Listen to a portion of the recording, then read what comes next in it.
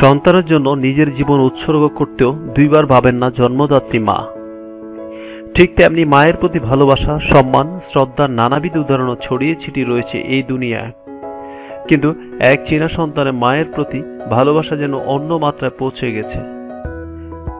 তার কাহিনী না শুনলে বিশ্বাস করা যায় না এই পৃথিবীতে আজও শুধু মায়ের জন্য হাসি মুখে জীবন কাটিয়ে দেওয়া যায়। নিজের পরিচয় ভুলে দীর্ঘ 20 বছর ধরে তিনি মেয়ের বেশে রয়েছেন মাকে সুস্থ রাখতে। চীনের গুয়াংজি প্রদেশে এই ব্যক্তির মায়ের প্রতি ভালোবাসা তাকে হিরো বানিয়ে দিয়েছে। চীনের ওয়েবসাইটে তার ভিডিও ভাইরাল হয়ে গেছে। কি করেছেন? গত 20 বছর আগে তার বোনের মৃত্যু হয়। সেই শোক কোনোভাবে সহ্য করতে পারেননি তার মা। মেয়ের মৃত্যুর পর থেকে মানসিকভাবে ভেঙে পড়েন তিনি। মায়ের শারীরিক অবস্থার অবনতি ঘটতে থাকে। ছেলের ভাবনা, কি উপায়ে মাকে সুস্থ স্বাভাবিক জীবনে ফেরানো যায়।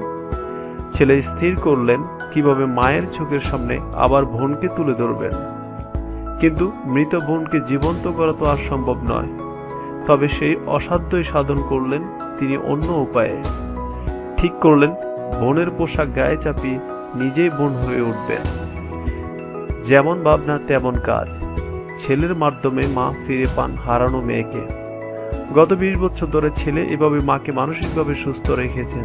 পেশায় এই ব্যক্তি একজন বাঁশিওয়ালা। মায়ের সেবার জন্য ছেলে বিয়েও করেননি এখন পর্যন্ত। তিনি জানাচ্ছেন 20 বছর ধরে তিনি আর কখনো ছেলের পোশাক পরেননি।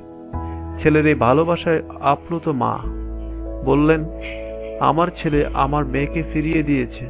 চীনা ব্যক্তির ভিডিও যেমন সাধারণ মানুষের প্রশংসা কুড়িয়েছে, তেমনি অনেকেই কটাক্ষ করেছেন।